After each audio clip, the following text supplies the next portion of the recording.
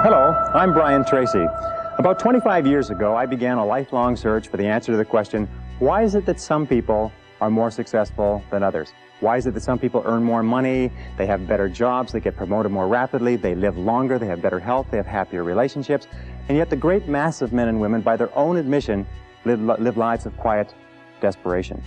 Well, I studied this over and over again. I traveled in over 80 countries on 7 continents. I have learned and spoken 3-4 different languages. I have spent over 30,000 hours studying, and I've come to a very simple conclusion, that successful people are those who do things differently from unsuccessful people. I've also come to another conclusion, is that you or anybody can be far more successful at life or at anything that you want if you will simply learn how and practice it over and over again until it becomes a habit. Now, no matter what field you're in, no matter what field of endeavor, no matter what work, no matter what activity, there is one thing that all successful people have in common, is that they are good time managers. And the reason they are good time managers is because they recognize that time management is life management. It is personal management. I have never seen an example in the hundreds, thousands of biographies and autobiographies I've studied of successful men and women where the individual has not been well organized and efficient and valued and used their times well. Successful people, winners, use their time well. Losers do not. And in the next 60 minutes, 55 minutes, I am going to give you 21 of the very finest time management ideas ever developed. If you use these ideas systematically, you can increase your personal productivity by 2 or 3 hours a day. You can increase your income. You can increase your rate of promotion. You can increase your life satisfaction. You can even increase the length of time you live. The question is, how badly do you want to learn how to manage your time well? How much effort are you willing to put into it? Because the key to time management is self-discipline. Probably the best way to put it is this, is time management is self-discipline in action, and self-discipline is the key to success. So let's get started right now with these 21 key ideas. The first idea, the most important of all, the core of time management, the axle around which the wheel of life turns, is goals. What are your goals? What is it that you want to be or to have or to do? What is it that you want to accomplish in the next 1, 2, 3, 4, 5 years? The top 3% in every field have goals. The balance of the population have either very vague goals or no goals at all. So the question you have to ask yourself is, who am I? Where am I going? What do I want to accomplish? And there are 3 major areas of goals that you have to think about. The first is your personal and your family goals. These are the reasons why you're alive. What do you want to accomplish for yourself and for your family? Write them down. Define them clearly. The second set of goals that you have to ask is your business, your career, your financial, your material goals. What is it that you want to accomplish in the external world? Where do you want to make your contribution? The third type of goals you have to ask about are your self-development goals. And in my estimation, your ability and your willingness and your tenaciousness in developing yourself is the key to accomplishing everything else. So here's 3 questions that you can ask. The first question is, what would you do? What would you set as a goal for yourself? What would you want to be or have if you just won $1 million in the lottery? What would you do if you just won $1 million? If you had all the time and money, you're completely free to decide to do anything you wanted. If you won $1 million, what would you do differently? Think about that. Hold that in your mind. The second question is, what would you do if you just learned today that you only had 6 months to live? What if you only had 6 months to live? What would you stop doing? What would you do more of? Who would you spend time with? Now, the answer to that question is very interesting because what it tells you is what you really value. What is really important to you? And what we have found is that self-esteem, satisfaction, happiness in life comes from getting your goals and your activities congruent with your values, with your priorities, with what you consider to be really important. Now, here's the third question. The third question is, what one great thing would you dare to dream if you knew you could not fail? If you knew beyond a shadow of a doubt that you could not fail, what one thing would you set as a goal for yourself? Because sometimes answering that question will tell you the one thing that you've been put on this earth to accomplish. One final point with regard to goals is that goals must be in writing. You must write them down, you must rewrite them, you must define them, you must redefine them. The top 1% of successful people in every area have very clear, specific, written goals. And most of them carry their goals around with them. So let's go from goals as the core of success to point number 2, which is organized plans of action. In an interesting study, or a variety of studies that have been done, they've come to the conclusion that organized plans of action are the key to all success. In fact, action without planning is the cause of every failure.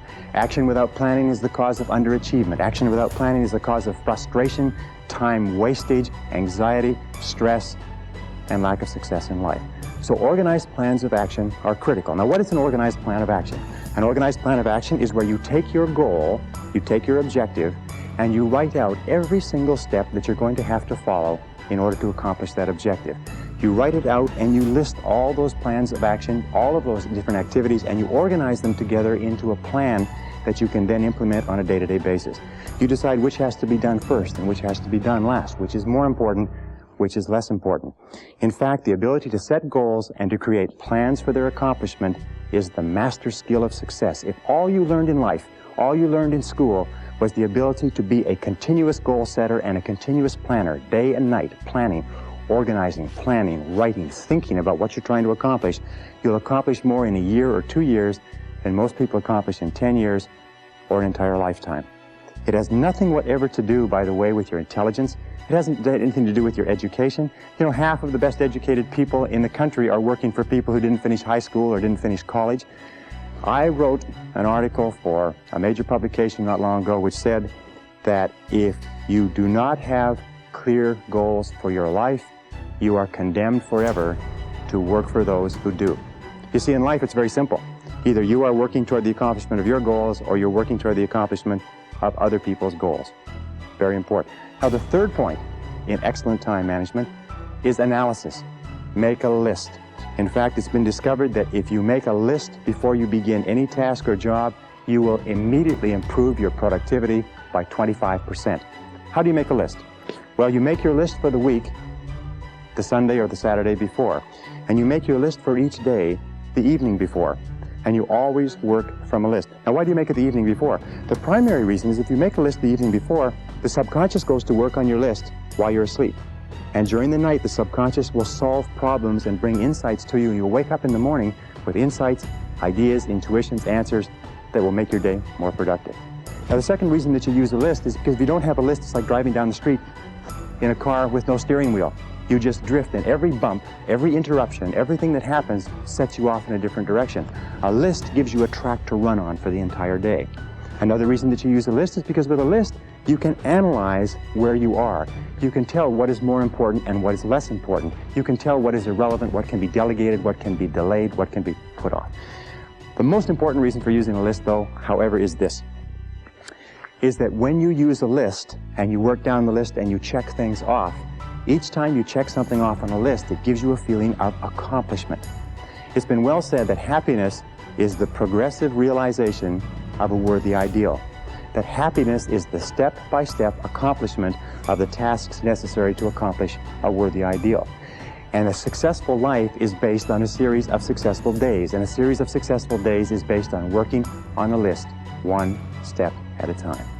Okay, now the fourth principle for effective time management is to set priorities.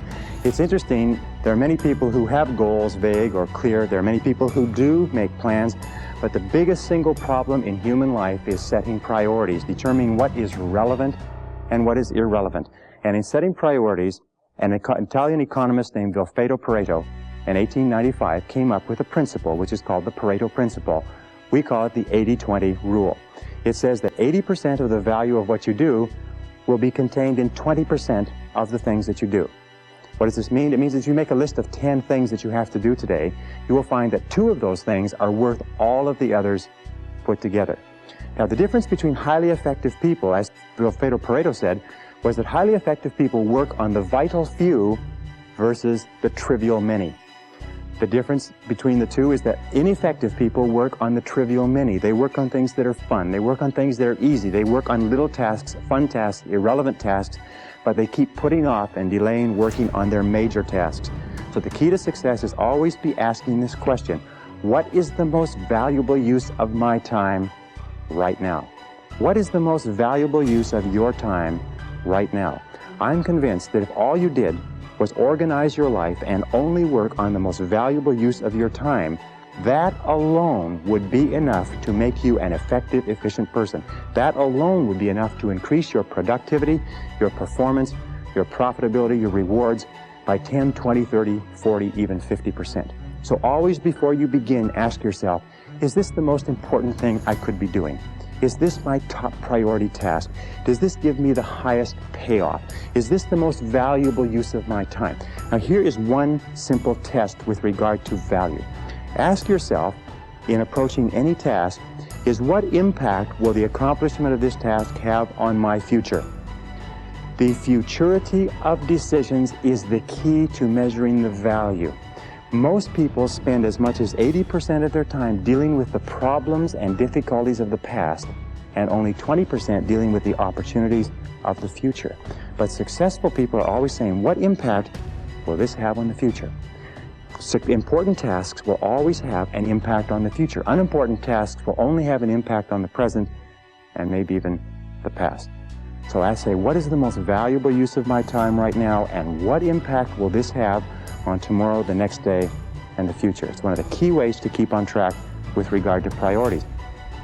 The fifth key idea in time management, which I am a fanatic on, is concentration. Concentration, concentration. Many people come to me in my seminars and they say, well, I never learned how to concentrate. I can't concentrate. How do I learn to concentrate? Learning how to concentrate is absolutely essential to success. As a matter of fact, it is impossible for you to accomplish anything worthwhile in life without the ability to concentrate single-mindedly on one thing at a time and stay with it until it's complete.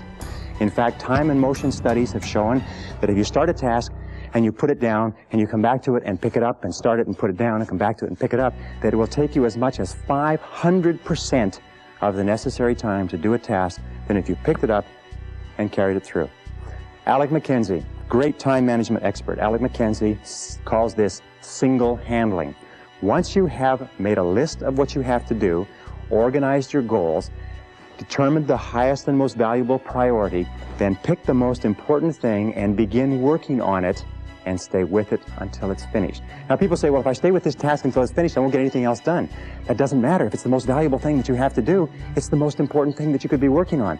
Now it's a wonderful thing. When you concentrate and work intensely on an important task, it gives you a feeling of energy and enthusiasm. When you complete an important task, your self-esteem goes up. You feel like a winner. You feel great about yourself. But if you work away on low priority tasks, even if you complete them and do them well, you don't get any bang for the buck. You don't get any excitement or thrill from doing something that's not important. As a matter of fact, most stress, anxiety, frustration in the world of work today comes from working very hard on irrelevant tasks. Benjamin Trigo said, if it's not worth doing, it's not worth doing right. And I think it was Drucker who said, the very worst thing in the world is to do very well what need not be done at all. So concentrate single-mindedly on one task at a time. Do first things first, and do things one at a time. Now here's a very simple system that you can use for the first 5 points that we've talked about: goals, plans, priorities, analysis, concentration. It is the ABCDE method. A is the things that you must do, top priority. B is the things that you should do, second priority. C is the things it would be nice to do if you got all your A's and B's done. D stands for delegate, E stands for eliminate.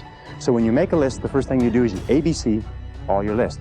A, what you must do, B, what you should do, C, what would be nice to do, and then delegate and eliminate the others. With goals, what you do is this: you make a list of all the things you'd like to accomplish in the next 1 to 5 years. And then you go down the list and write ABC.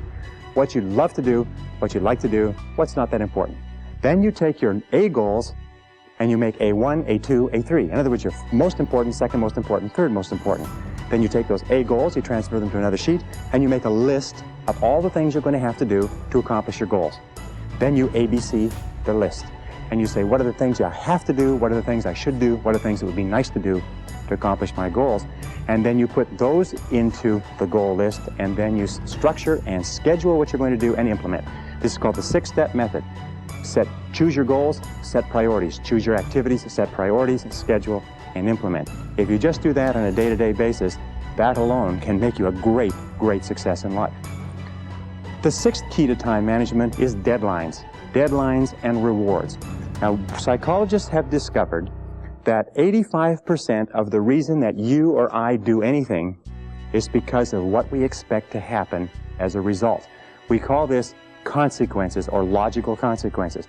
15% is because of what we've been told, but 85% is the consequences that we expect. So therefore, what you do is when you have an important task, the way that you motivate yourself to do the task is you structure a specific reward that you're going to get when it's finished. Let me give you an example. Sometimes people are very uneasy about making telephone calls, especially salespeople, so they put it off and they procrastinate. What we encourage them to do is give themselves a reward every time they make a phone call. Put a cup of coffee next to the phone. Every time you make a phone call, give yourself a sip of coffee. Take a cookie and break it up. Give yourself a piece of cookie. In other words, train yourself the way you train a dog to have a positive consequence for everything that you do. So set deadlines. How do you set deadlines? First of all, when you set the goal, when you specify the task, set the deadline when it's going to be accomplished. Always set the deadline with lots of room to spare, and always try to finish before the deadline. Tell other people that you're going to finish by this deadline. Promise others that you'll have your work done. It's a powerful way to act as what is called a forcing system. A forcing system is something that motivates you to stay at it. Because if you don't set a deadline and give yourself a forcing system, you fall into the trap of what is called Parkinson's law. Now, Parkinson's law says that work expands to fill the time allotted for it.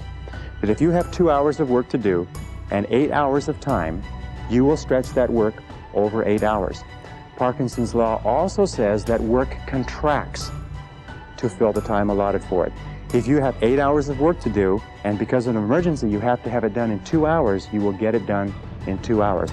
Highly effective people are always setting tight, stringent, disciplined deadlines on themselves so they get more work done in a short period of time rather than less work done in a long period of time. Does this make sense? Very, very important.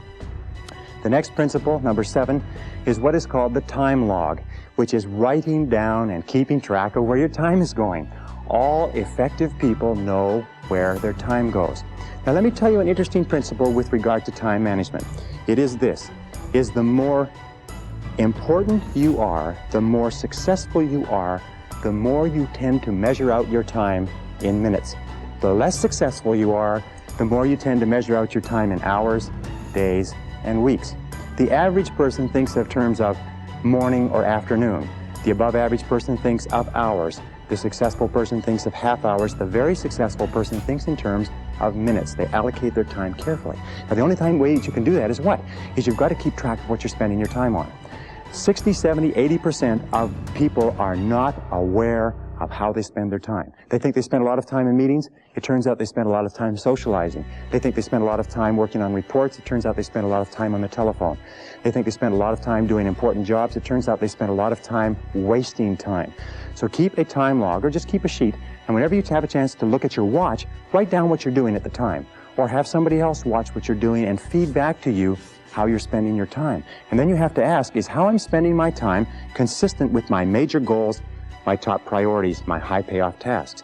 And you'll find that it's not. And you'll also find that you feel frustrated and you feel stressed if you are not working your time on the things that you're supposed to do. So keep measuring your time, logging your time, analyzing your time. How am I spending my time? Am I spending my time on the things that are important to me? Am I spending my time on the things that give me a big payoff? And if you're not, keep adjusting and modifying your schedule. A very interesting point with regard to the time log is that self-discipline is critical. You've got to discipline yourself, and you've got to measure and analyze your time every single day, or you slip off it again. The next principle is the principle of procrastination.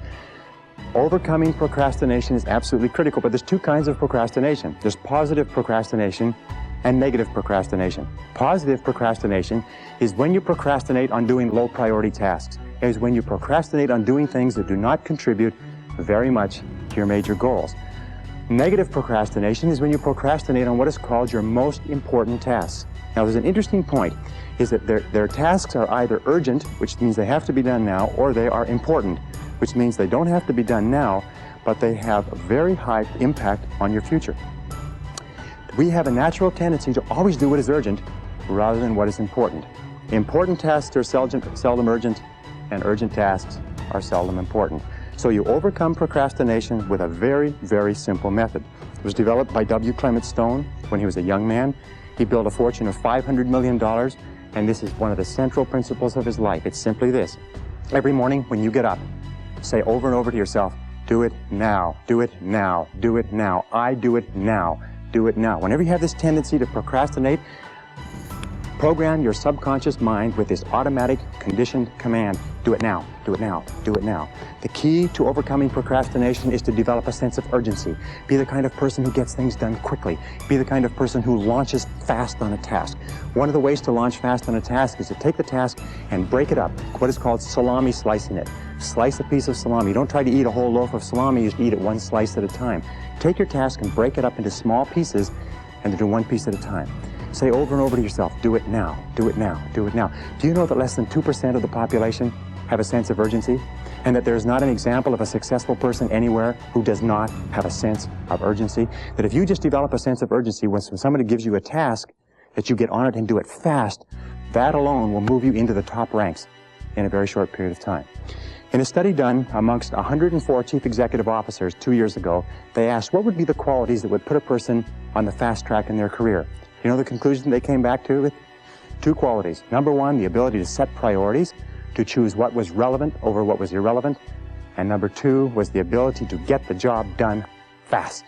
If all you did was this, set priorities and get the job done fast, that alone would cause you to stand out from 80 to 90% of the people that you work with. Number 9, delegate. Delegate everything that you possibly can. Now, what does delegation mean? Delegation is very simple. What it means is this, is that whatever your hourly rate is, let us say your goal is to earn $50,000 a year. If you work 8 hours a day, that's $25 an hour. You got that? So you're a $25 an hour person. Now, the only way you can make $25 an hour is if you do $25 or more work. And the only way you can do $25 an hour or more work is if you take anything that can be done by anybody who earns less than you per hour, 20, 15, 10, 5, and so on, and delegate, outsource, have somebody else do it. The most valuable resource in the world today is productive time. And do not waste your productive time dropping off laundry, getting your car washed, mowing your lawn, cleaning your house. Do not waste your productive time doing things that you can hire people to do for $5 or $10 an hour. Use your productive time on tasks that are more expensive, of higher value. Delegate everything that you possibly can. In fact, its general conclusion is this, is that if you cannot delegate, if you cannot get other people to do things of lower priority for you, you cannot grow, you cannot develop, you cannot be successful. You may be successful running a shoe shine stand, but that's about the limit of it. Delegation requires one key word, clarity. Clarity. The reason people don't delegate is because they've delegated and other people have dropped the ball. But the major reason why people don't fulfill the tasks that you've given to them is because of lack of clarity. So when you delegate, here are the keys. First of all, think through what you want done. Write it down. Second of all, pick the right person to do it. Don't give a major task to an incapable person. Third of all, make it crystal clear what you want done and when you want it done. And fourth of all, check, review, inspect, keep on top of it to make sure it is done on time. Never assume that anything will be done on time. I read something years ago, a great sign that said that assumption lies at the root of all foul-ups. Never assume that anybody or anything will be done on time unless you check on it yourself. Okay, the next principle, number 10, is meetings. Meetings are an absolutely essential part of human life. We spend 75% of our time outside of our home and inside our home communicating with other people. It's absolutely essential that we meet. Meetings are very, very productive uses of time, but 50 to 70% of meeting time is wasted. I read a statistic recently that says that the average person spends 3 to 5 years of their life in meetings. The average business person spends 25% of their day in meetings and is wasting more than half of that time. So here are some of the keys to using meetings as an effective business tool. Number 1 is have a purpose for a meeting. Make sure that it's crystal clear at the beginning what the purpose of the meeting is. If you are the person organizing the meeting, when you start the meeting, you say the purpose of this meeting is. And if you are not, when you sit down, you ask the person who is chairing the meeting, what is the purpose of this meeting? You look upon a meeting as an investment. Take the time, the dollar value of the time of each of the people at the table, and look upon it as an investment of that many dollars in time. Best way to save time in meetings is what? Is don't go at all. If you can possibly avoid a meeting, don't go to it. If there's no need for you to be there, get the report on what happened later. Second thing we do when you do go to meetings is make sure that there's an agenda. An agenda is like a list. It's a track to run on. If the chairperson doesn't have a list, offer to put together a list or an agenda for them. Even if you just write it out and photocopy it, it's better than no list at all. Deal with the most important items first. When you have finished your contribution, ask if you can be excused, and start and stop the meeting on time. Now, what's the biggest time waster in meetings? In my estimation, it's two things. The meeting goes off track and the conversation becomes irrelevant. Or second of all, people wait until the latecomer shows up. So here's the basic rule with meetings, is always assume that the latecomer is not coming at all and start the meetings punctually. Start and stop the meetings at the specified time. Say the meeting will start at 8, end at 9, and at 9 o'clock, wrap up the meeting. Fair? Okay, that's how you handle meetings, and there's a lot more to it than that, but your skill, your ability to work well in meetings is a critical part of good time management. Number 11 is interruptions. The biggest single time wasters in the world of work within the office are interruptions, and the two major types of interruptions are telephone and walk-in visitors, people that just drop in to socialize and to talk to you. So how do you deal with these interruptions? Let's talk about the telephone first.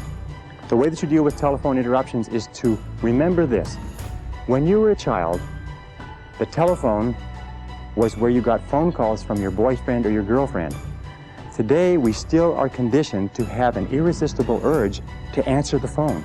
As a matter of fact, it's been demonstrated that you can get through to people on the phone that you could never get to physically, because people cannot resist answering a ringing phone. You have to discipline yourself to remember that if it's important enough, they'll phone back. So here's some of the things you do with telephone calls. First of all, have your calls held. Tell somebody you're going to be in a meeting, you're going to be working, and have all your calls held for 2 or 3 hours, and then phone back all at once. Second of all, with regard to interruptions, if you don't have somebody to hold your calls, do what I do when I work at home. I unplug the telephone. Now people say, well, what if it's important? If it's important, they'll call you back. Another thing that you can do if you can't stand unplugging the telephone is put on an answering machine and have the calls captured with an answering machine and then call them back at your own leisure. But don't be a slave to the telephone. The next principle with regard to interruptions is people. Most people are time wasters. That's the basic rule. Most people are time wasters. They waste your time, they waste their own time, they waste other people's time, and you have to be alert to it. So when a person comes in and they want to talk, they drop in without notice. The very fastest way to get rid of a person is to stand up when they walk in. If you stand up and stay standing up, they won't sit down. And you can lead them out by saying, there's one more thing before you go. And then just say it and lead them to the door. If necessary, and I've had to do this on occasion, a talkative person comes into my office, I get up and I start toward the door and I say, I was just leaving, and I leave. And the person follows me out and goes on somewhere to bother somebody else, and then I go back into my office. If people call and say, have you got a minute? Say, no, not right now, could it wait till this afternoon? You know what they'll say? They'll say, sure. And 90% of cases, they'll forget why they came in the first place. So control interruptions. The interruptions and the ringing telephone are two major sources of stress in the world of work. Now, another key management principle, and in management, in time management, in personal management, this is essential. It's what is called key result areas. In other words, it is the key results that you have been hired to accomplish for your business. Even if you own your own business, you are still subject to key result areas. And the way that you find out your key result areas is you ask yourself this question over and over again. Why am I on the payroll? Why are you on the payroll? What have you been hired to accomplish? Not do, not your tasks and activities, but what results are expected of you? You ask yourself this question, the accomplishment of what results is going to lead to my promotion? How am I going to earn more money? What results do I have to achieve in order to get a raise in salary? What results does my company expect of me? What contribution am I expected to make? And then you say, what are my key results? Another way of looking at it is to remember that every job has a series of functions. And there are secondary functions and primary functions, and they're what is called core functions. So you have to ask, what are the core functions of your job? What are the goals of your job?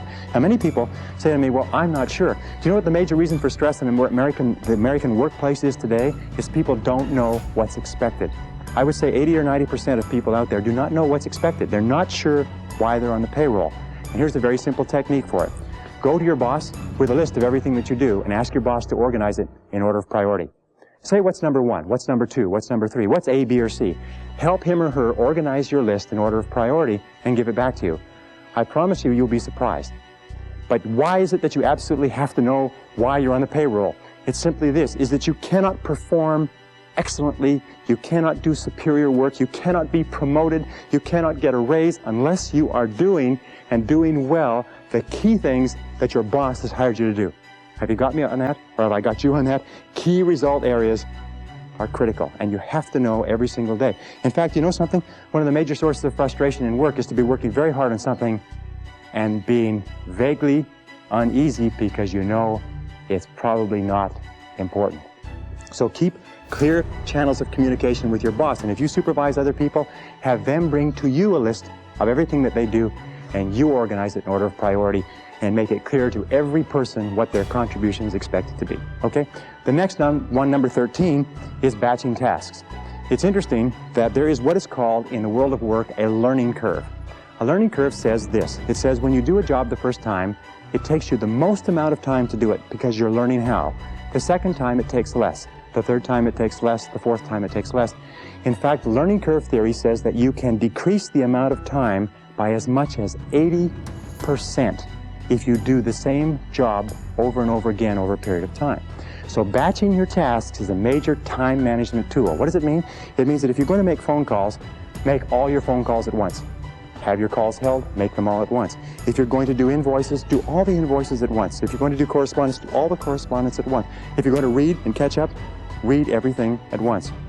It's been found that if you do this on a regular basis, you'll get so much more done by doing it and concentrating on batches of tasks than if you did not. So batch your tasks whenever you possibly can. Imagine what most people do is they do a little bit of telephone call, a little bit of correspondence, a little bit of this, a little bit of that, and they have no learning curve at all. Each one takes the maximum amount of time. So batch your tasks. Put groups of tasks together at once and do them at once. Okay, the next principle is neatness. It's an interesting thing because you run into people all the time. I run into people in my office who say, it's okay if my desk is messy, I know where everything is. Now you have to understand one thing, is intelligent people, people with good memories, can very often remember where everything is. But it just means that they are using their intelligence to combat the inefficiency of neatness. Every single study that has been done says this, that if you will just clean up your work environment so it is completely neat and everything is off of your desk or your workplace except the one thing you're working on, that will increase your productivity by 20 to 40%. People have a difficult time understanding this, but I have tested it. I've worked with a messy desk, I've worked with a clean desk, and I tell you, I promise you, you will be astonished at the difference it makes. Now, how do you clean it up? Well, it's very simple. There's a very simple way of cleaning off a desk. It's called the TRAF system. The TRAF system has 4 letters. T stands for toss. Remember that in time management, your wastebasket is your best friend. So toss it out, throw it away. R stands for refer, which means it's not relevant to you, so you refer it to somebody else. A stands for action. And what you do is you take a file folder and you put it into an action folder, so it's out of the way. And F stands for file. File it away, do something with it. But before you file, always ask this question, what would happen if I didn't have this document? What would happen if I never could find this again? And if it's not particularly serious, throw that away too. Once you've done that, TRAF, you've tossed it, referred it, filed it, or put it in an action file. Once you've done that, then you start with your action file and you work through it. Neatness is important. Clean your desk, clean your workplace. Even in the kitchen, you'll find that if you take one thing out and use it and put it away, and take another thing out, you'll get far more done in a short period of time. Now, here's the rule. If you're not using it, put it away. If you're not using it, put it away. Even if you have to take the stuff off your desk and your credenza and put it on the floor, do it. Your briefcase is your workplace if you are on the road, if you're a salesperson, if you're moving around. Make sure your briefcase is neat and orderly and has everything that you need and nothing more than you need. Neatness is critical to productivity. Here's the final point. In a study that was done recently, 98% of senior executives said they would not promote a messy person, that they would not give a messy person greater responsibilities, that if you are messy, no matter how much you kid yourself, everybody around you concludes that you are inefficient, undependable, unreliable, and incompetent, and even if you do the job well, they think it's just an accident. So be neat. Stand back from your desk and look at it and say, what kind of a person would work at a desk like this? Stand back and look at your car. Say, what kind of a person drives a car like this? Look at your workplace, your briefcase. Look at your home and say, what kind of a person lives here or works here? and you'll find that what will come to you is messy, inefficient, incompetent, disorganized, and so on. Neatness is critical to time management. Number 15 is what is called getting chunks of time. Interesting studies. Over and over they have found that important work requires chunks of time to do. What is a chunk of time? A chunk of time is 60, 90 minutes, 2 hours. In fact, it's been found that most serious work cannot be done in less than 60 or 90 minutes. So when we look at the work styles of highly effective people, successful people, the ones who make the most money, the ones who graduate or are promoted the most rapidly, you find that they have developed the habit of cutting out blocks of time where they can work without interruption. Now here's an example. There's several examples that you can use. One of the examples, and one of the ways that I do it, is that I get up early in the morning. Sometimes I get up at 5 a.m. and I'll work for 2 or 3 solid hours. You can get an entire day's work done in 3 uninterrupted hours. As a matter of fact, again, we have found that it's impossible for you to do creative work and administrative work at the same time. If you have creative work to do, reports to do, proposals, anything that requires a sustained period of time to put together, you cannot do it at the desk when the telephone is ringing and people are coming in. You cannot do administrative and creative work together. You have to break them apart. In the office, you do administrative work and you cut away chunks of time for the important stuff that affects your future. One of the things that I do is I come into the office an hour early. I can clear off in 1 hour, I can do half a day's work. Another thing that you can do is stay at the office at lunchtime. Work at your desk. At lunchtime sometimes is the very best time to work. And by the way, if you work from 12 to 1 and then go out for lunch, you'll find that you can get in anywhere, that you don't have any wait, that you can get in and out and back to work quickly. A third is stay late. Sometimes just working from 5 to 7, you'll do an entire day's worth of work. By the way, with regard to travel, I travel a lot, and more people travel by air. 1 uninterrupted hour on an aircraft, if you're properly organized with all of your work in your briefcase, is worth 3 hours in your office. So if you're going to travel, be sure that you take the work necessary so that you can work, if you like a workhorse once you get on that plane. I always try to sit next to a window. If you sit next to a window, you can bury yourself in your work, you have no interference, people not walking over you, but you can get an enormous amount of work done on a plane. As a matter of fact, much of this course that we're talking about today was done on airplanes. Number 16 is to use what we call transition time. Remember this, is that you will always be paid in life for the value of your contribution. And if you want to earn more, you must learn more. And the most successful people are those who are continually taking in new information, continually learning more, continually taking every opportunity to keep current with their profession and to advance their knowledge. In fact, the knowledge in every single field today is doubling every 5 to 7 years, which means that whatever you're doing, in order to stay even, your knowledge has to double every 5 to 7 years. Now, it's simple to do this. The basic rule is this. You should or you must spend an hour every day investing in your own mind, investing in yourself. You must take an hour every day and read and study and take notes.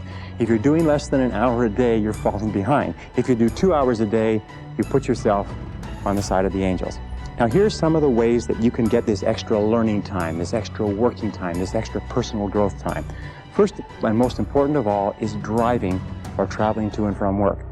If you drive, the average driver today drives 12 to 25,000 miles a year.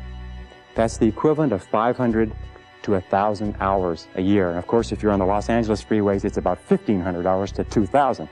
But that is the equivalent of 12 to 25 40-hour work weeks. That's the equivalent of 3 to 6 months of work weeks. That's 1 to 2 university semesters.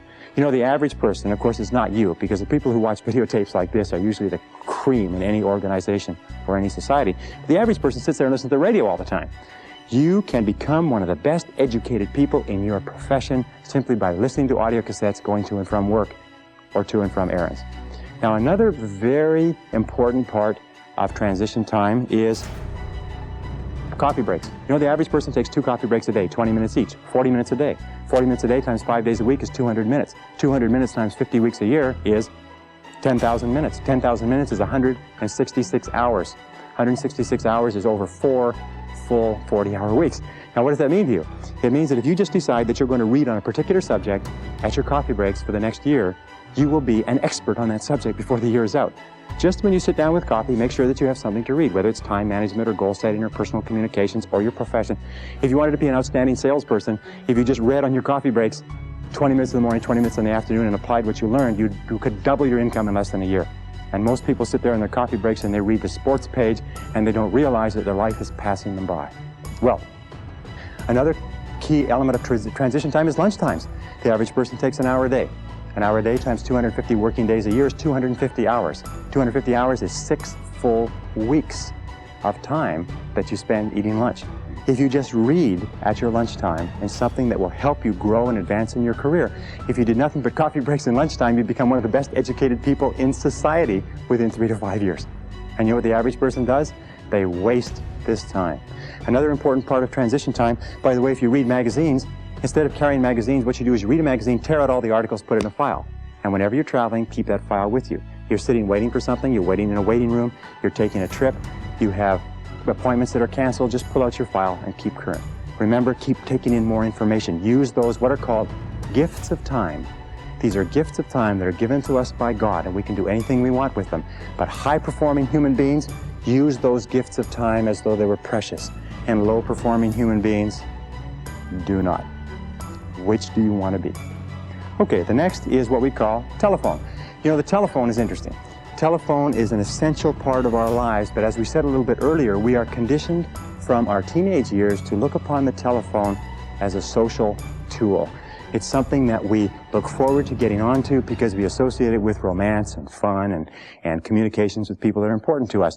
As adults, however, we have to change our thinking 180 degrees. We have to realize that the telephone is a business tool. The telephone is a business tool. It's like a computer, it's like a typewriter, it's like a photocopier. It may have other uses, but it's a business tool. So here's the rule with using the telephone. Get on and get off fast. See how fast you can get on and off the phone. Control your telephone calls, as we said before. Let other people, let your telephone calls get batched so that you can call them back and you control the calls. Call back at their lunch times. Call back at the end of the day. Call back so you control the time. Now, when somebody calls you and you take the call, here's the key question. Always ask, what can I do for you? They'll always have a tendency to say, hi, how you doing? How's things going? How's the weather out there? You say, fine, what can I do for you? And get straight to the point of the phone call. Another thing that you can say is, how can I help you? And make it very, very clear that this is a business call. If you're going to be making phone calls, look upon a phone call as a meeting by wire. And what you do is you make an agenda for the meeting. What many people do, if you talk to people all the time, keep a file on that person. And when you think of calling that person, take out the file and work on your agenda. Go down the agenda. When you completed the agenda, you say, thank you very much. I'll let you go now. I know you're busy. And hang up the phone. What do you do with talkative people? Talkative people, you say, excuse me, I've got another call coming. I've got to run. If that doesn't work, you say, my boss is calling me. If that doesn't work, hang up the phone in the middle of the conversation as though the phone line has been cut off. Person probably won't even pay any attention to it because they're so used to being cut off by other people. Remember this, is that people are time wasters, and the great majority of people have no goals, they have no priorities, they have no plans, they have no concern about becoming successful, and they think that you're the same. They think because their time isn't worth anything, that your time isn't worth anything also. So be very alert to that.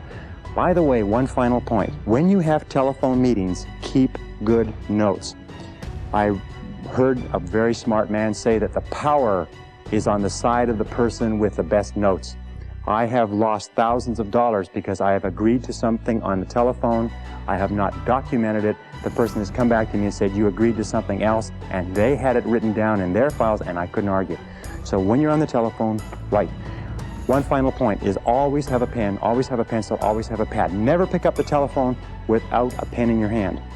The most incredible thing I hear over and over again is when I call people and I try to leave a message, their voice drops and they say, oh, just a minute, I'll go and see if I can find a pencil.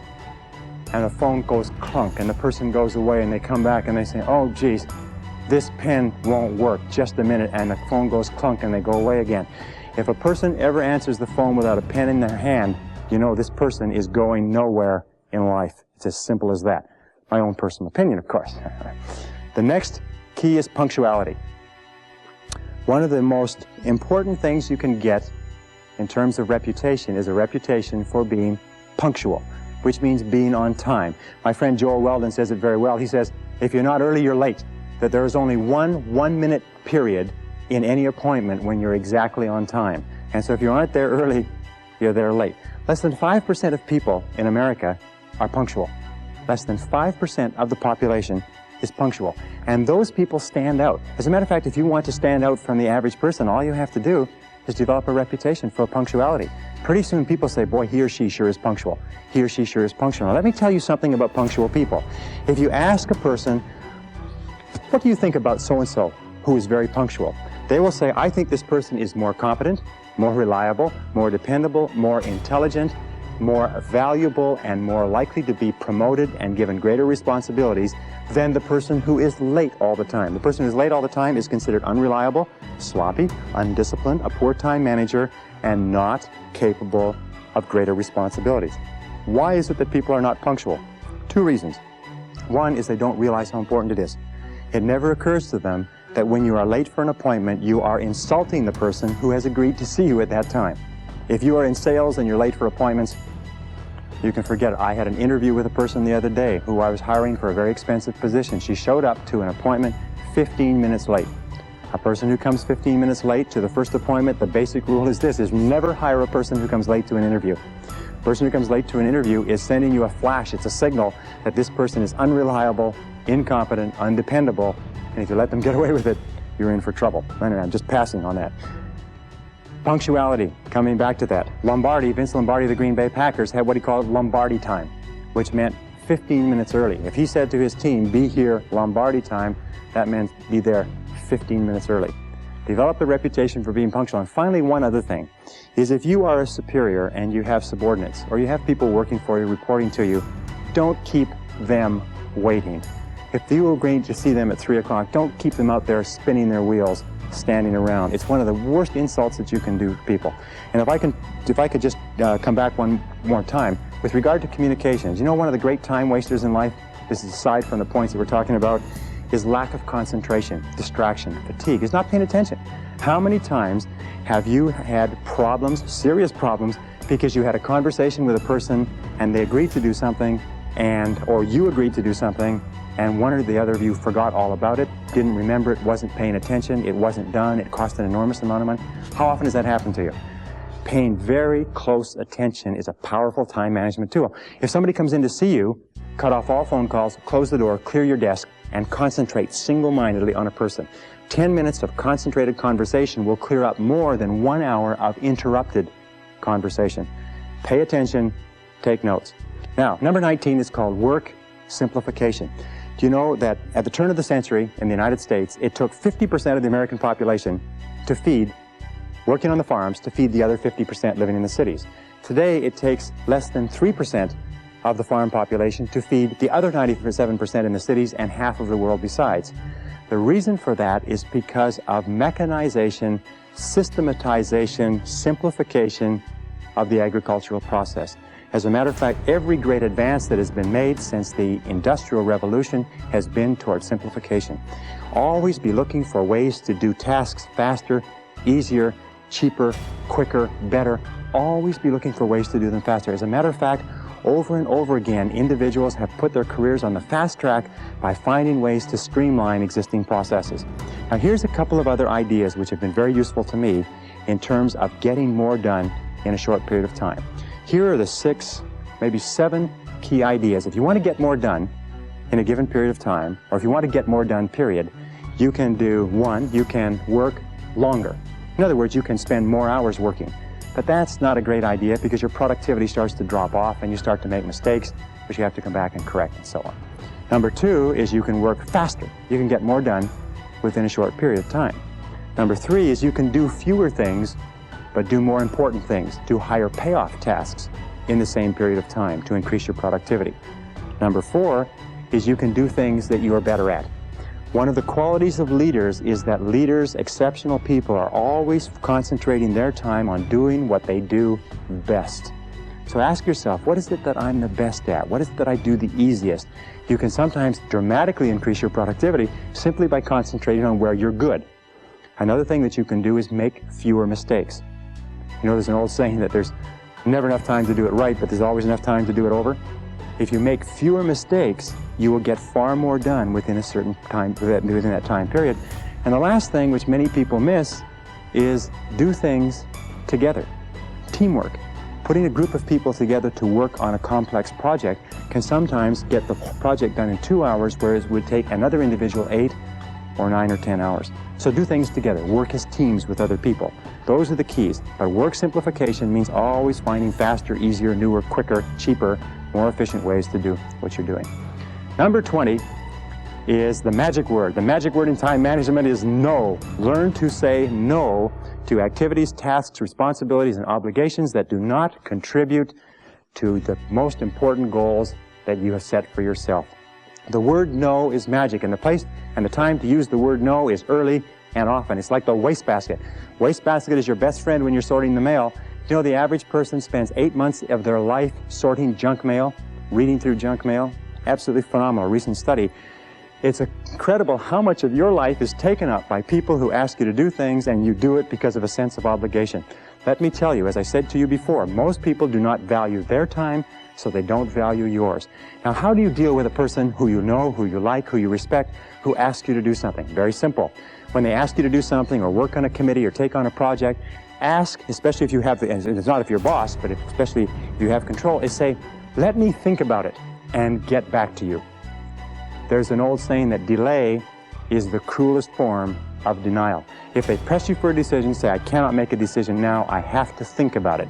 And after you've thought about it for 24 hours, call them back and say, I've thought about it, I simply don't have the time. But thank you very much for thinking about me, and get on with the rest of your life. You know what Nancy Reagan says? Nancy Reagan says, just say no. Now, in time management, the word no is one of the most powerful of all words. It'll save you hours, weeks, months of working on projects that contribute nothing to your goals. And finally, number 21 is balance. In all of time management, you have to ask this question: is what is the purpose of managing your time well? What is the purpose of getting an extra 2 or 3 hours a day? And the purpose is to enhance and improve the quality of your life. And the most important things in a person's life are their health, their peace of mind, and your relationships. In fact, the quality of your relationships is the true measure of your quality of life. So take time to invest time in your relationships. Spend time with the people who are close to you, your spouse, your loved ones, your parents, your children. Take time, because that's what life is. Life is managing your time so that you can do the things that are most important to you. We start off in life thinking, boy, if I'm really successful at my job, then I'll be able to do all of these things for myself and my family. And what happens is we lose sight of that goal, and we become totally preoccupied with the job to the exclusion of the family. Do you know how much time the average working parent spends talking to their child in America today? 30 seconds per day. Do you know how much time the average couple spends talking together? Intimate communication? 4 minutes, according to the recent research. Very, very important. If you want to be successful in life, you've got to be sure what your priorities and values are, and your highest value must be the people that you love and the people who love you. They must be your help. They must be your energy. They must be your peace of mind. They must be your emotional and spiritual development. They must be the completion of you as a human being. So when you are using all these time management techniques, remember that the purpose of using these time management techniques is to enhance the overall quality of your life. Ask again, what would you do if you only had 6 months to live? What would you do if you only had 6 months to live? Who would you spend your time with? Where would you go? What would you want to do? What would be important? What would be unimportant? If you ask that question over and over again, you'll have a tendency to keep your life in balance. Everything in moderation. Now, if I could just summarize by saying 2 or 3 quick things. The essence of success in time management is goals. The key to goals is to write them down and to make organized plans for their accomplishment. The key to those organized plans is to set priorities and determine what is more important and what is less important. And always concentrate on the most valuable use of your time. The key to concentrate on the most valuable use of your time is to stay at the task until it's finished. Persevere without distraction or diversion. Keep at it. Hammer, hammer, hammer until your most important tasks are finished. And finally, develop that sense of urgency. Do it fast. Do it now. Fast tempo is essential to success. Fast tempo goes hand in hand with energy, with happiness, with enthusiasm, with self-esteem. So make crystal clear what you want to do, make crystal clear the steps, and start working on those steps and do something every day to move you toward the most important goals of your life. And if you do that, you will be an excellent time manager, an excellent personal manager, an excellent life manager. You will have a great, great life. Thank you very much. If you like it, subscribe to the channel for daily motivation for action. Take action today and subscribe for more. Let's build success together.